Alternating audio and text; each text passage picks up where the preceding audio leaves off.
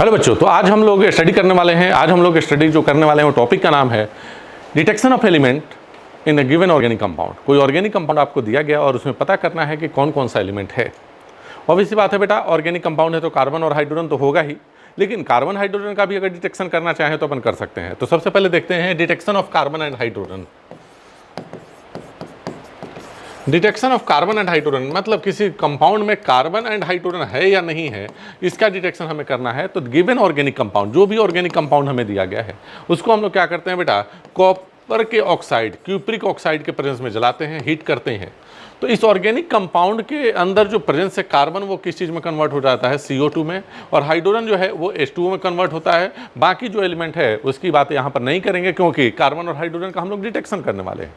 अब चूंकि हीट किए हैं तो CO2 गैस और H2O भी गैस के फॉर्म में मिलेगा अगर हाई टेम्परेचर रहा 100 डिग्री से। तो अब सुनना बेटा, अब कैसे पता चलेगा कि यहाँ पर CO2 बना ही है। तो आप जानते हैं कि ये जो यहाँ पर प्रोडक्ट बन रहे हैं, इस प्रोडक्ट के पास हम लोग क्या लेके जाते हैं बेटा, लाइम वाटर, CaOH का whole twice, CaO plus H2O lime water होता है। अब जैसे ये लेके जाते हैं तो क्या हो जाता है बेटा, ये मिल्की हो जाता है। और मिल्की होने का मतलब, मिल्की मतलब टर्बिडिटी, मिल्क के जैसा बन जाना। इसका मतलब यहाँ पर क्या बना है, CaCO3। तो लाइम वाटर को मिल्की करने वाला कौन सा गैस होता है बेटा, CO2 गैस होता है। कौन सा गैस होता है, CO2। तो यहाँ से पता चल जाता है कि CO2 बना है, और CO2 का बनना ये कहीं ना कहीं बता रहा होता है कि इस ऑर्गेनिक कंपाउंड में कार्बन है। H2O का डिटेक्शन कैसे किया जाता है, तो इसमें एनहाइड्रस CuSO4 पास कराया जाता है। CuSO4 अगर ये ब्लू कलर का हो गया, ब्लू कलर का होने का मतलब ब्लू विट्रियोल बना है, क्या बना होगा, CuH2O4 SO4.H2O, इसी को बोला जाता है ब्लू विट्रियोल। तो एनहाइड्रस CuSO4 कैसा होता है बेटा, व्हाइट पाउडर होता है। लेकिन जैसे ही इसमें पानी डाला गया, ये क्या बन गया बेटा, ब्लू विट्रियोल, ब्लू कलर हो गया। तो ब्लू कलर का होना ये बताता है कि यहाँ पर कहीं ना कहीं H2O बना है। तो ऑर्गेनिक कंपाउंड में कार्बन और हाइड्रोजन का डिटेक्शन अपन इस मेथड से करते हैं। करना क्या है, सिंपल सा, जो ऑर्गेनिक कंपाउंड दिया गया है उसको क्यूप्रिक ऑक्साइड के साथ जलाओ, हीट करो, तो वहाँ से जो गैसेस मिल रहे हैं, जैसे मान लो इसको जब प्रैक्टिकली देखोगे तो आप ऐसे देखो कि यहाँ पर हमने क्या किया, जो ऑर्गेनिक कंपाउंड में हमने क्यूप्रिक ऑक्साइड मिला दिया और इसको यहाँ पर हीट किया है। तो यहाँ से जो गैसेस मिल रहे हैं, यहाँ पर हमने क्या किया, एक ग्लास रॉड लिया और इसमें हमने क्या मिला दिया बेटा, इसको हमने लाइम वाटर में डिप कर दिया। अब ये लाइम वाटर अगर मिल्की हो गया तो अपन क्या बोलेंगे कि CO2 है। अब मैंने क्या किया, एक दूसरा ग्लास रॉड लिया और ये ग्लास रॉड में हमने CuSO4 का सोल्यूशन डाल दिया। अब इसमें जैसे ही ये ब्लू कलर या CuSO4 का पाउडर छिड़क दिया, अब ये जैसे ही ब्लू कलर का हो गया, मतलब इसके अंदर क्या रहा होगा, H2O रहा होगा। तो कार्बन और हाइड्रोजन का डिटेक्शन इस तरह से किया जाता है। बाकी फॉस्फोरस की अगर बात किया जाए, नाइट्रोजन की बात किया जाए, सल्फर की बात किया जाए, हैलोजन की बात किया जाए, तो इसके लिए अलग मेथड है जिसे लसाइने मेथड बोला जाता है। तो नेक्स्ट, डिटेक्शन ऑफ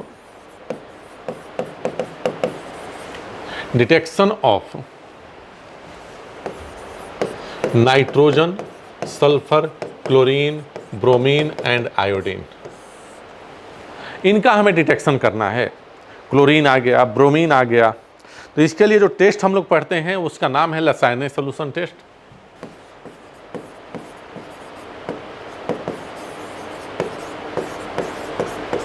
या इसी को सोडियम एक्सट्रैक्ट मेथड भी कहा जाता है। इसके लिए हम लोग क्या करते हैं कि एक ट्यूब लेते हैं और इसमें सोडियम के साथ ऑर्गेनिक कंपाउंड को गर्म करते हैं, हीट करते हैं। इतना हीट करते हैं बेटा कि ये रेड हॉट हो जाए। और मान लो कि इसमें एक हैंडल लगा हुआ है पकड़ने के लिए। अब इस रेड हॉट ट्यूब को ले जाते हैं और हॉट वाटर में, वार्म वाटर में इसको यहाँ से ले जाते हैं और इसके अंदर जो भी मटेरियल है उसको इसमें डाल देते हैं। अगर नहीं जाता है तो बस क्या करते हैं कि इसको ले जाकर अंदर डालते हैं। ये जो है पूरा का पूरा अंदर का जो भी इसमें स्टिक कर गया है ऑर्गेनिक कंपाउंड और सोडियम के हीट करने से, एक यहाँ पर सॉल्यूशन बन जाता है। और ये सॉल्यूशन को क्या बोला जाता है बेटा? लसाइनस solution.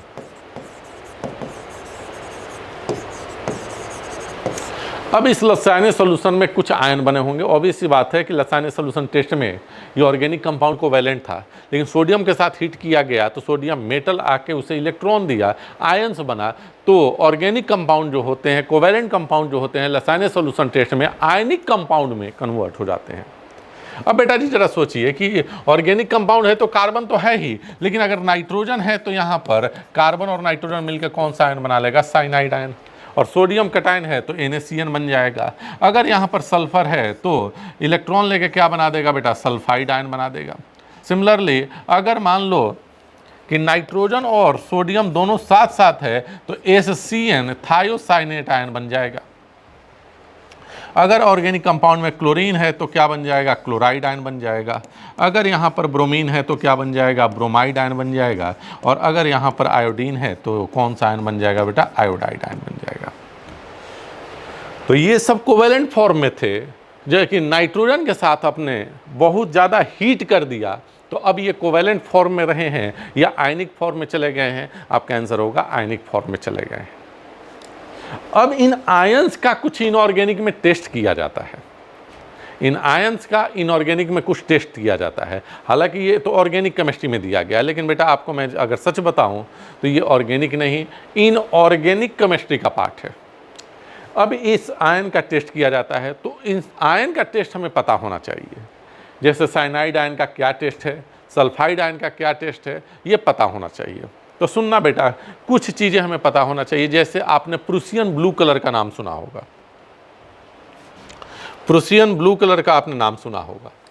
Prussian blue colour compound जो होता है,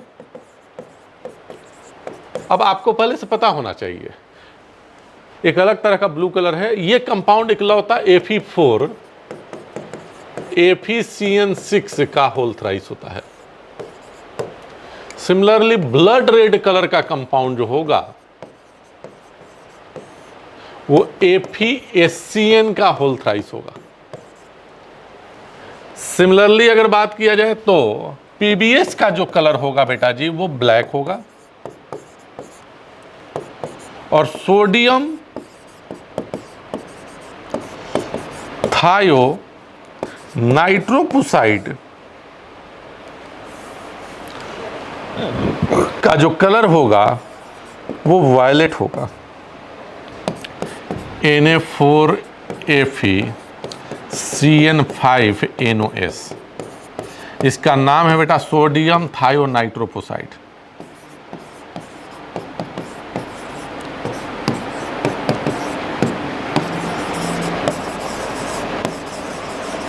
अब ये सब चीज़ हमें पहले से पता होना चाहिए, क्योंकि ये सब चीज़ें हमें नहीं पता होंगी तो ये सब टेस्ट हम कर भी नहीं पाएंगे। तो सोडियम थायोनाइट्रोपोसाइड का कलर जो होता है वो वायलेट कलर होता है। इसी तरह से अगर हम लोग बात करें तो AgCl जो होता है वो वाइट प्रेसिपिटेट होता है। और लाइट येलो प्रेसिपिटेट की अगर बात किया जाए तो AgBr का होता है। और डार्क येलो प्रेसिपिटेट की अगर बात किया जाए तो AgI का होता है।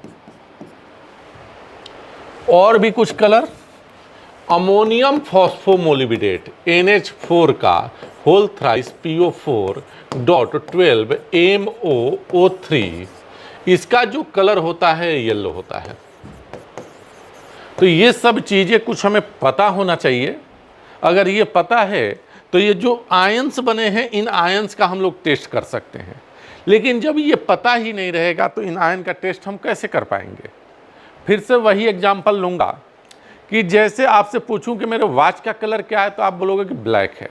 ब्लैक कलर के बारे में आपको पता है तो आपने बता दिया कि ये ब्लैक कलर है।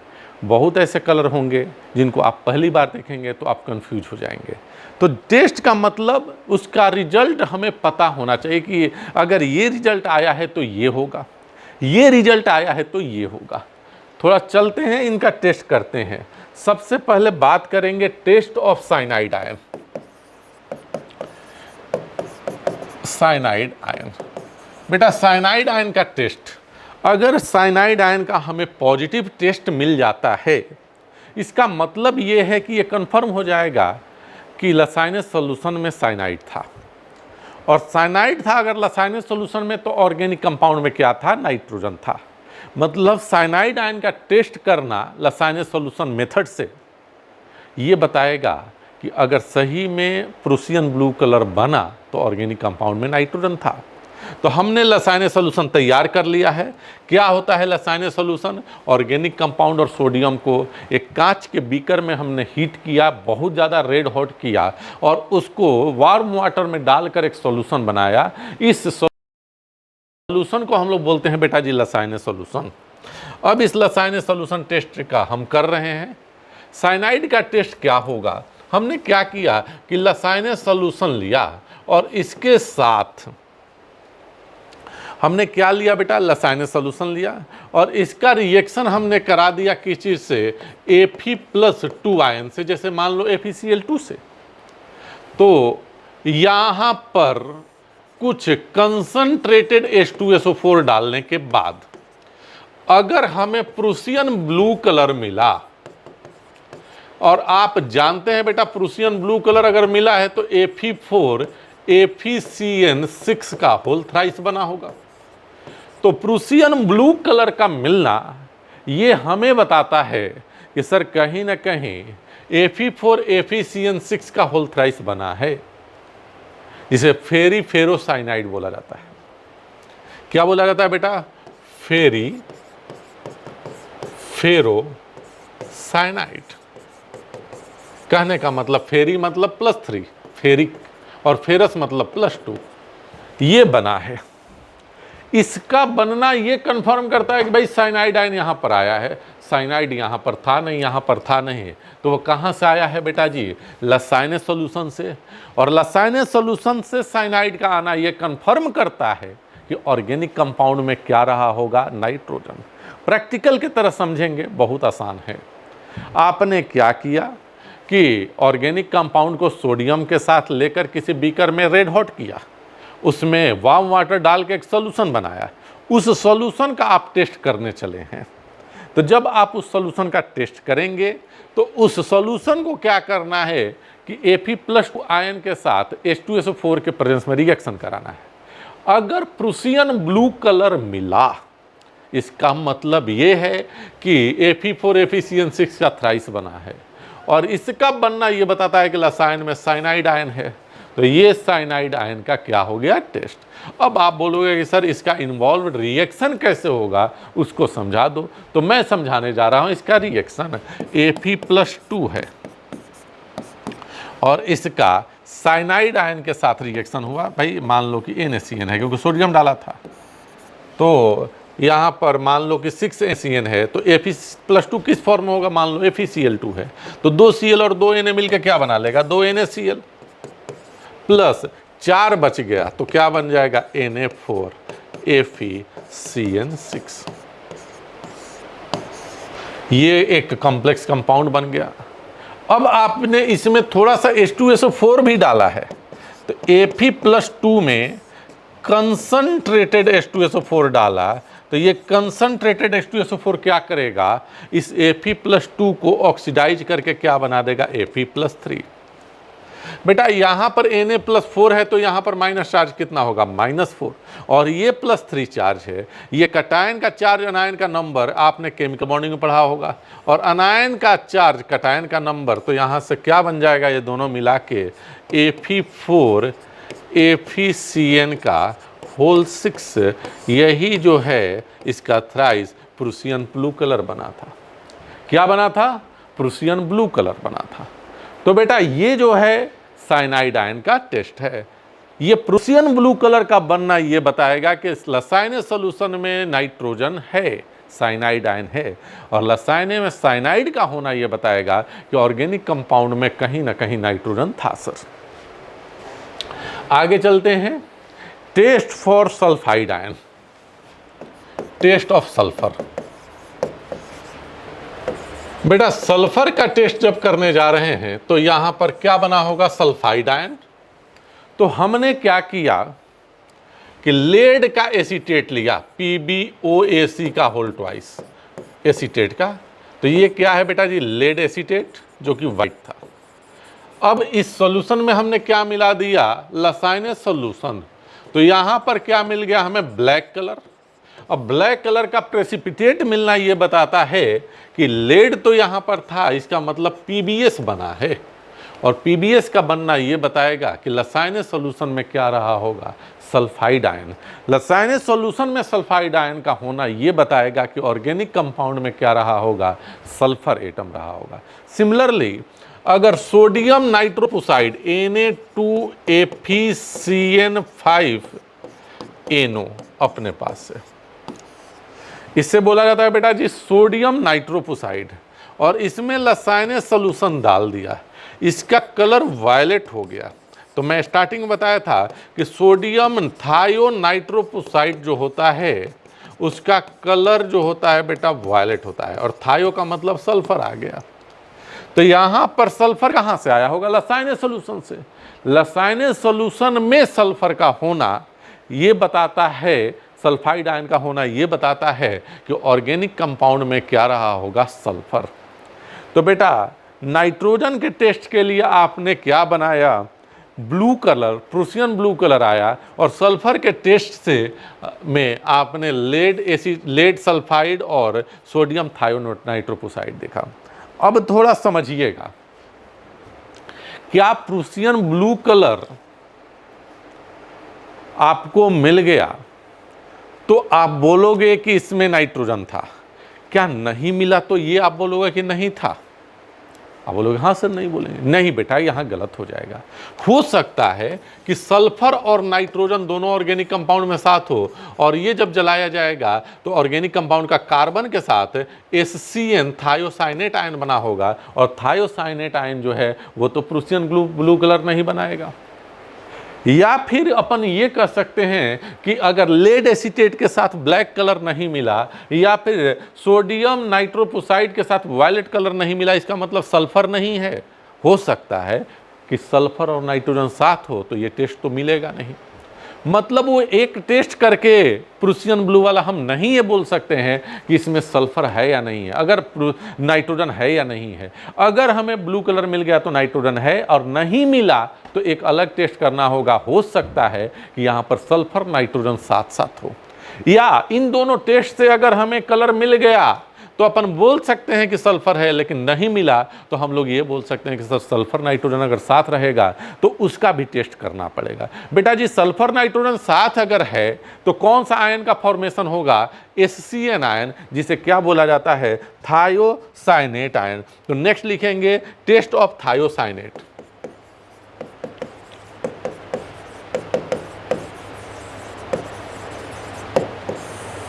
थायोसाइनेट आयन के टेस्ट में लसाइनस सॉल्यूशन लिया और Fe+3 लिया। Fe+3 आयन के साथ हमें ब्लड रेड कलर मिल गया, और ये ब्लड रेड कलर का मिलना ये कंफर्म करता है कि FeSCN का होल थ्राइस बना है। और FeSCN का जो होल थ्राइस होता है उसका कैसा कलर होता है बेटा, ब्लड रेड। ब्लड रेड का कलर का मिलना ये बताता है, तो बताना बेटा यहाँ तो Fe+3 था, ये HCN कहाँ से आया, लसाइनस से, और HCN का लसाइनस से आना ये बताता है कि ऑर्गेनिक कंपाउंड में सल्फर और नाइट्रोजन दोनों है। सर कार्बन भी तो, अरे कार्बन तो रहेगा ही बेटा। समझ में आया कि नहीं आया? तो अगर हमें नाइट्रोजन का टेस्ट करना है तो हम लसाइनस सॉल्यूशन बनाएंगे। पहले उस लसाइनस सॉल्यूशन का Fe+3 के साथ, Fe+2 के साथ H2SO4 के प्रेजेंस में रिएक्शन कराएंगे। अगर हमें प्रूसियन ब्लू कलर मिल गया तो बोलेंगे कि नाइट्रोजन था, नहीं मिला तो हम Fe+3 उसमें डालेंगे। ब्लड रेड कलर मिल गया तो भी बोलेंगे कि उसमें नाइट्रोजन था। सिमिलरली सल्फर के टेस्ट की बेटा जी अगर बात किया जाए तो हमने क्या किया, लेड एसीटेट के साथ लसाइन का रिएक्शन कराया। अगर ब्लैक प्रेसिपिटेशन हो गया तो अपन बोलेंगे कि यहां पर सल्फर था। या सोडियम नाइट्रोपुसाइड के साथ लसाइनस सॉल्यूशन हमें वायलेट कलर दे दिया तो हम क्या बोलेंगे कि यहां पर सल्फर था, ऑर्गेनिक कंपाउंड में नहीं मिला। इसका मतलब ये नहीं बोलेंगे कि नहीं था। फिर हम Fe+3 के साथ रिएक्शन कराएंगे लसाइने का, और ब्लड रेड कलर मिल गया, इसका मतलब सल्फर था लेकिन नाइट्रोजन के साथ था। समझ में आया कि नहीं आया? लेकिन हाँ, नाइट्रोजन का टेस्ट कर रहे हैं, हमें प्रूसियन ब्लू कलर भी नहीं मिला, ब्लड रेड कलर भी नहीं मिला, इसका मतलब अब ये कंफर्म है कि सर ऑर्गेनिक कंपाउंड में नाइट्रोजन नहीं है। सल्फर का टेस्ट करते समय अगर हमें लेड एसीटेट के साथ ब्लैक कलर, सोडियम नाइट्रोफोसाइड के साथ वायलेट कलर नहीं मिला और Fe+3 के साथ ब्लड रेड कलर भी नहीं मिला, तब अब हम कंफर्म कर सकते हैं कि उस ऑर्गेनिक कंपाउंड में सल्फर नहीं है। एक चीज और एनसीईआरटी लिखता है कि अगर थायोसाइनेट आयन, HCN आयन को सोडियम के एक्सेस ऑफ सोडियम के साथ हीट करते हैं तो ये डिकम्पोज होकर सल्फाइड आयन देता है और साथ में क्या देता है, साइनाइड आयन देता है। तो अगर ऑर्गेनिक कंपाउंड में नाइट्रोजन सल्फर साथ साथ है, थायोसाइनेट आयन बना है और आप चाहते हैं कि प्रूसियन ब्लू कलर भी मिले, तो आपको क्या करना होगा, एक्सेस ऑफ सोडियम के साथ उस लसाइनस सॉल्यूशन को हीट करना पड़ेगा जिससे कि साइनाइड आयन मिल जाए। और अब इसमें अगर Fe+2 और साथ में H2SO4 डालेंगे तो यहाँ पर हमें क्या मिलने वाला है बेटा, प्रूसियन ब्लू कलर। यहाँ पर अगर सोडियम नाइट्रोफोसाइड हम डालेंगे तो हमें क्या मिलने वाला है, वायलेट कलर, और लेड एसीटेट के साथ क्या मिलने वाला है, ब्लैक प्रेसिपिटेट। तो ये कार्बन ऑर्गेनिक कंपाउंड में नाइट्रोजन और सल्फर का टेस्ट हुआ। अब हम हैलाइड आयन का टेस्ट करेंगे। बेटा जी, हैलाइड आयन का टेस्ट करने से पहले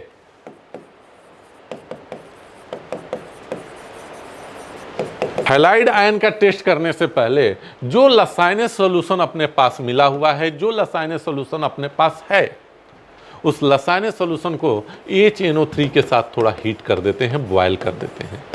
क्यों करते हैं ऐसा? क्योंकि अगर मान लो कि ऑर्गेनिक कंपाउंड में नाइट्रोजन भी हुआ, अब ये टेस्ट कर लेंगे तब हमें बात समझ में आएगा। तो पहले इस टेस्ट को समझ लेते हैं। हैलाइड आयन का टेस्ट, अगर हमने क्या किया, AgNO3 लिया, किसके साथ, लसाइनस सॉल्यूशन के साथ, और ये यहाँ पर हमें वाइट प्रेसिपिटेट का मिलना हो गया, इसका मतलब AgCl बना है। लसाइनस सॉल्यूशन के साथ हमने AgNO3 लिया बेटा जी, और यहाँ पर हमें क्या मिल गया, लाइट येलो प्रेसिपिटेट। इसका मतलब ये है कि ऑर्गेनिक कंपाउंड में ब्रोमीन रहा है और ये क्या रहा होगा, AgBr। अगर लसाइनस सॉल्यूशन के साथ हमने AgNO3 लिया और यहाँ पर डार्क येलो कलर मिला, इसका मतलब ये है कि यहाँ पर AgI बना है। लेकिन जरा सोचिए कि ये काम हमने क्यों करना पड़ा। सुनना बेटा, अगर मान लो कि ऑर्गेनिक कंपाउंड में नाइट्रोजन भी होता तो Cn- आयन बनता और ये Cn- AgCN बनाता, जो कि कैसा होता है बेटा, वाइट प्रेसिपिटेट। अब AgCN का वाइट मिला है कि AgCl का वाइट मिला है, ये हमें नहीं पता चल पाता। इसलिए जब हैलोजन का टेस्ट करने जाते हैं तो लसाइनस सॉल्यूशन को पहले HNO3 के साथ बॉयल कर लिया जाता है ताकि हैलोजन का टेस्ट हो पाए। नहीं तो कुछ इंटरफेयरिंग आयन जैसे Ag2S सल्फाइड या फिर AgCN ये मिल जाएंगे, जो कि इनके टेस्ट को क्या करेंगे बेटा, इंटरफेयर। याद रहे, ये NH4OH में सॉल्युबल होता है, ये जो होता है स्पैरेंगली सॉल्युबल होता है और ये जो होता है इनसॉल्युबल होता है। तो AgCl का वाइट प्रेसिपिटेट जो NH4OH में है, अमोनिया सॉल्यूशन के साथ सॉल्युबल होगा। ये जो है अमोनिया सॉल्यूशन के साथ लेस सॉल्युबल होगा और AgI जो है अमोनिया सॉल्यूशन में इनसॉल्युबल होता है। अब आगे अपन बात करेंगे फास्फोरस के टेस्ट का। तो next one is test of phosphorus.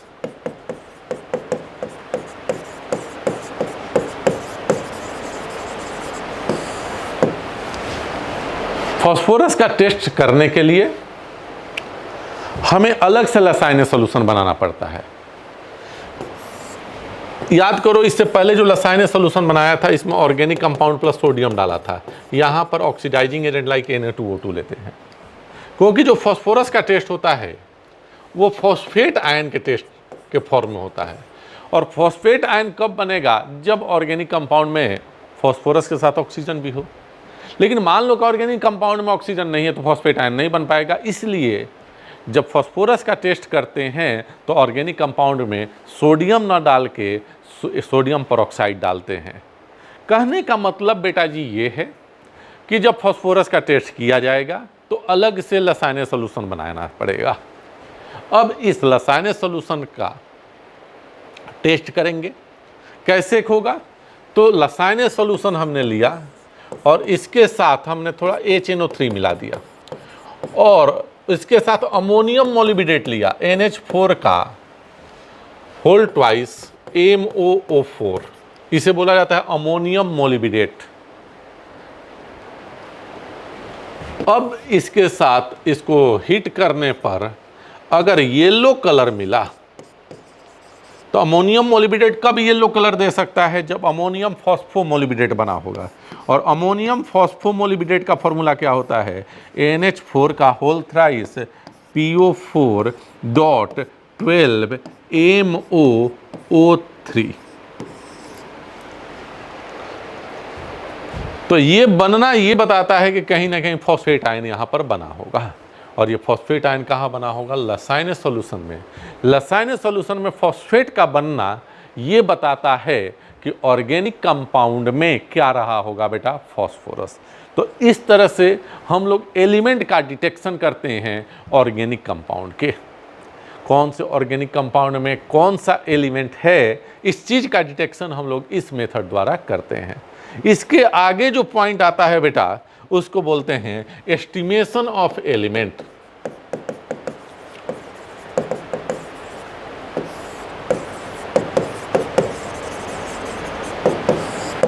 Estimation of element in the given organic compound. किसी ऑर्गेनिक कंपाउंड में एस्टिमेशन, डिटेक्शन का मतलब होता है कौन कौन से एलिमेंट है, इसीलिए डिटेक्शन को बोला जाता है क्वालिटेटिव एनालिसिस। एस्टिमेशन का मतलब होता है कि जो एलिमेंट है वो कितना % है, तो इसे बोला जाता है बेटा क्वांटिटेटिव एनालिसिस। अब जरा सुनिएगा, इसमें तो बहुत से एलिमेंट के लिए आपको फॉर्मूला ही डायरेक्ट लगेगा। आपको ये पता होना चाहिए कि कौन सा एलिमेंट किस फॉर्म में मिलता है। तो याद रखना बेटा, C जो मिलता है CO2 के फॉर्म में मिलता है। हाइड्रोजन जो मिलता है ऑर्गेनिक कंपाउंड में H2O के फॉर्म में मिलता है। जब इन दोनों को किस मेथड से? तो लिविंग मेथड से इन्हें एस्टिमेट किया जाता है। बाकी एलिमेंट को कैरियस मेथड से। तो सुनना बेटा, सल्फर जो है वो BSO4 के फॉर्म में मिलता है। इसी तरह से अगर हम लोग बात करें क्लोरीन की बात करें तो ये AgCl के फॉर्म में मिलेगा। ब्रोमीन की बात करें तो AgBr के फॉर्म में मिलेगा। और आयोडीन की अगर बात करें तो AgI के फॉर्म में मिलेगा। फॉस्फोरस का एस्टिमेशन जो किया जाता है ये दो तरीके से किया जाता है। एक में फॉस्फोरस जो मिलेगा वो Mg2P2O7 और दूसरे तरीके में अभी मैंने बताया अमोनियम फॉस्फोमोलिब्डेट NH4 का होल थ्राइस PO4.12 MOO3। अब जरा सोचिएगा, परसेंटेज ऑफ कार्बन अगर निकालना है तो आप कैसे निकालेंगे? फॉर्मूला की बात मैं कर रहा हूं बेटा। कार्बन किस फॉर्म में मिल रहा है? CO2। 1 मोल CO2 में कितना कार्बन है? 12 ग्राम। तो 12 डिवाइडेड बाई CO2 का मोलर मास कितना है? 44 into mass of compound in which carbon is obtained. किस फॉर्म में मिल रहा है बेटा? CO2। तो into mass of CO2 divided by mass of organic compound into 100।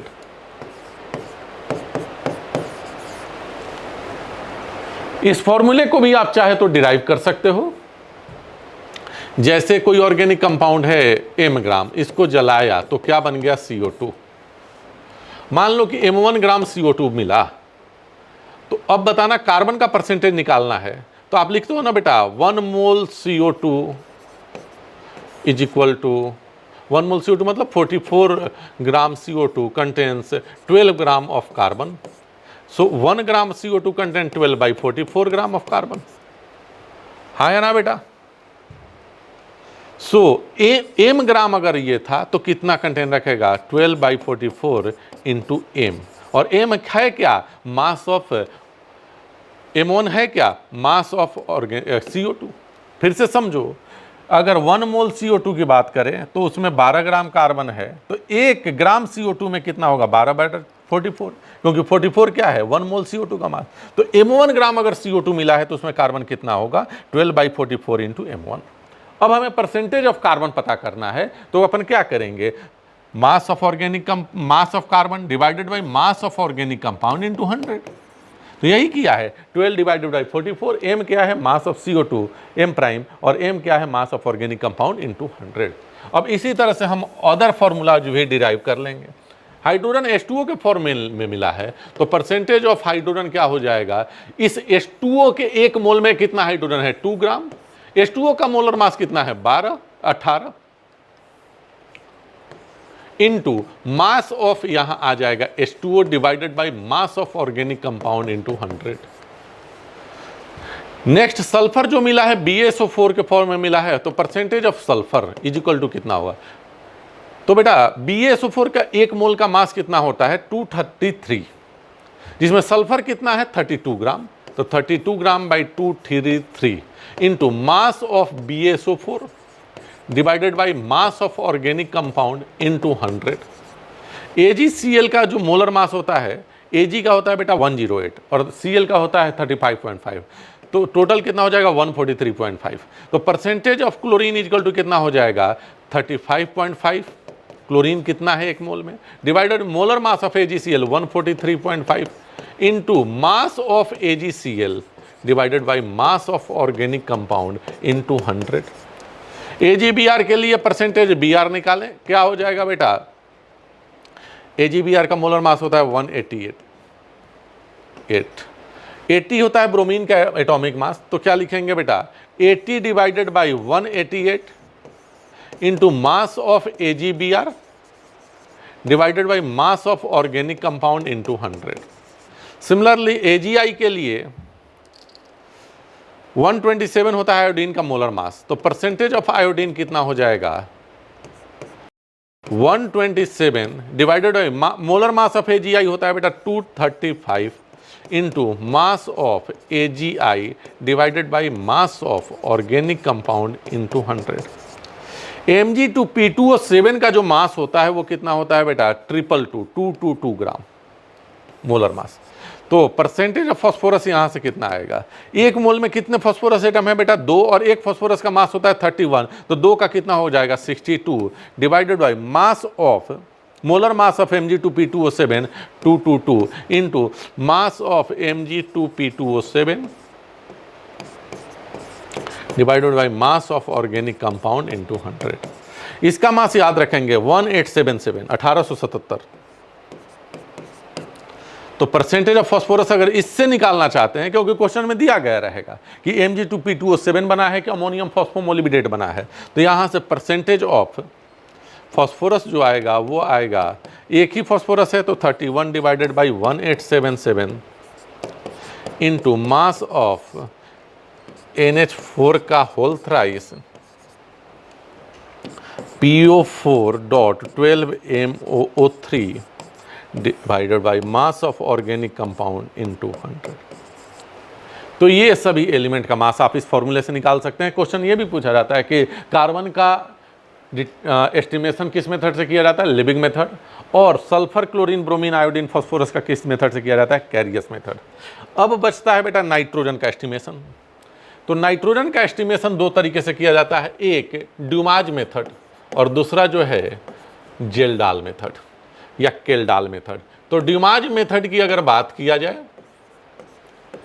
तो अपन इसमें क्या करते हैं कि जो ऑर्गेनिक कंपाउंड लिया उसको अपन जलाते हैं, तो इसके अंदर जो नाइट्रोजन है वो N2 फॉर्म के फॉर्म में, यहां पर CO2 लेते हैं और उसके साथ जलाते हैं, तो N2 का फॉर्म मिलता है। इस N2 को हम क्या करते हैं, एक एक्वस मीडियम में स्टोर कर लेते हैं। ये क्लोज रहता है और इसमें एक हम लोग डिवाइस लगा देते हैं जिससे कि प्रेशर मेजर हो पाए। अब हमें ये वॉल्यूम पता होता है, किस टेम्परेचर पे हमने हीट किया है ये भी हमें पता होता है, मतलब टेम्परेचर क्या है गैस का, उसके बाद हमें प्रेशर भी पता है। तो अब हम यहाँ से पता कर लेते हैं कि नाइट्रोजन कितना % है। तो सीधे चलते हैं एनसीईआरटी के एग्जाम्पल पे। एनसीईआरटी का जो ये एग्जाम्पल नंबर होगा बेटा, नई वाले एनसीईआरटी की अगर बात किया जाए तो 8.21 दिया गया कि 0.3 ग्राम ऑर्गेनिक कंपाउंड लिया गया और उसे ड्यूमाज मेथड से नाइट्रोजन का एस्टिमेशन करने के लिए हीट किया गया कॉपर के ऑक्साइड के साथ। तो जो N2 0.3 ग्राम ऑर्गेनिक कंपाउंड दिया गया है, तो 50 ml नाइट्रोजन मिला है। कितना टेम्परेचर पे बेटा? 300 पे, 300 केल्विन टेम्परेचर पे। और उस समय जो प्रेशर था इसके अंदर 715 mm ऑफ Hg था। तो बताइए ऑर्गेनिक कंपाउंड में नाइट्रोजन कितना था? वॉल्यूम भी दिया गया है, टेम्परेचर भी दिया गया है और ये प्रेशर दिया गया है। एक इंफॉर्मेशन दिया गया है कि एक्वस टेंशन जो है वो 15 mm ऑफ Hg है। बेटा एक्वस टेंशन क्या है? इसके अंदर जो H2O है इसके इवेपोरेशन से जो प्रेशर आएगा वो कितना है? 15 mm ऑफ Hg। तो टोटल प्रेशर 715 है, तो प्रेशर फॉर नाइट्रोजन कितना हो जाएगा? Total pressure minus aqueous tension कितना आ जाएगा? 700। अब बेटा जी आप जानते हैं कि चूंकि एक मोल किसी गैस में जो वॉल्यूम ऑक्युपाई करता है वो 22.4 लीटर, लेकिन ये एसटीपी पर होता है और यहाँ पर तो कंडीशन कुछ और है, 300 केल्विन है, एसटीपी तो 273 होता है। तो अब इस वॉल्यूम को हम लोग क्या करते हैं? एसटीपी पर चेंज करते हैं। P1 V1 by T1 is equal to क्या होता है? P2 V2 by T2। इसको मान लेते हैं एक्सपेरिमेंटल कंडीशन और इसको मान लेते हैं एसटीपी। एक्सपेरिमेंटल कंडीशन में P कितना दिया गया है? 700 mm। V1 कितना दिया गया है? 50 ml। T1 कितना दिया गया है? 300। P2 कितना होता है बेटा एसटीपी पर? 716 mm। V2 हमें पता करना है और T2 जो होता है 273 एसटीपी पर। तो यहां से V2 का वैल्यू आ जाएगा बेटा 41.9 के आसपास ml। ये आपको वॉल्यूम आ गया एसटीपी पर। अब आप ये फॉर्मूला डायरेक्टली लगा सकते हैं कि 1 मोल N2 गैस मतलब 22400 ml N2 gas is equal to 28 gram H2, क्योंकि एक N का एटॉमिक मास कितना होता है? 14, तो 2 का कितना हो जाएगा? 28। सो 1 ml तो 28 डिवाइडेड बाई 22400 कितना आया है बेटा? 41.9। तो 41.9 ml N2 gas is equal to कितना आ जाएगा? 28 डिवाइडेड बाई 22400 इंटू 41.9। ये नाइट्रोजन गैस का मास आ गया। अब इसमें ऑर्गेनिक कंपाउंड का मास कितना था? 0.3 ग्राम इंटू 100 कर दीजिए तो परसेंटेज ऑफ नाइट्रोजन 17.46% आ जाएगा आंसर। तो ये ड्यूमाज मेथड से हमने नाइट्रोजन का एस्टिमेशन किया। नेक्स्ट जो मेथड है नाइट्रोजन के एस्टिमेशन के लिए वो है जेल्डाल मेथड या इसी को केल्डाल मेथड।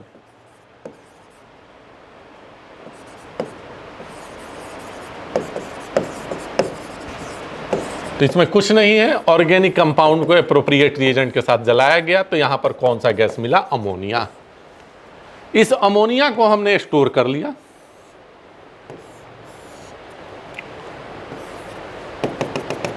अब चूंकि अमोनिया जो है वो गैस है तो इसका टाइट्रेशन कराने के लिए, और अमोनिया एक बेस भी है, तो टाइट्रेशन कराने के लिए हम लोग यहां पर क्या ले लेते हैं बेटा? H2SO4 acid.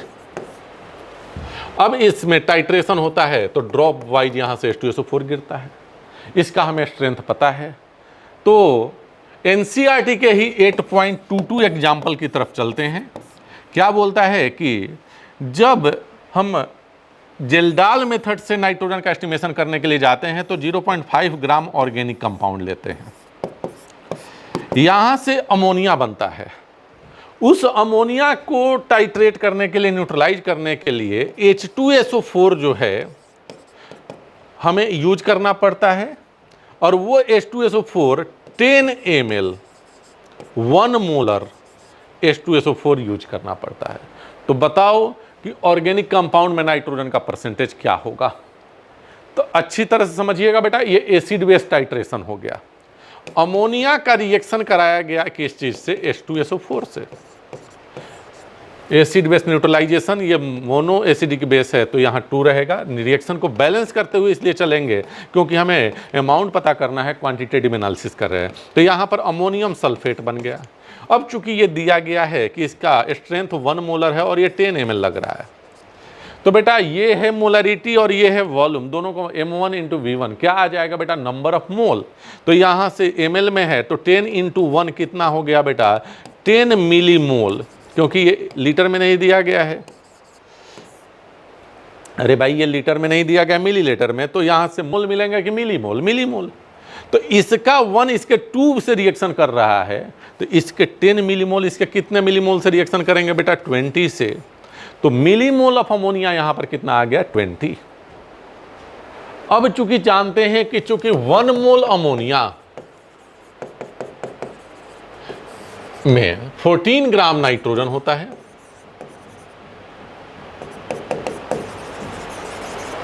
इसलिए 20 मिलीमोल में कितना होगा? तो 14 into 20 into 10⁻³ gram nitrogen. Nitrogen का मास आ गया यार, तो परसेंटेज ऑफ नाइट्रोजन आप निकाल सकते हैं, कितना आ जाएगा? 14 into 20 into 10⁻³ divided by mass of organic compound कितना था? 0.5 इंटू 100 कर दो, कितना आ जाएगा बेटा? 56%।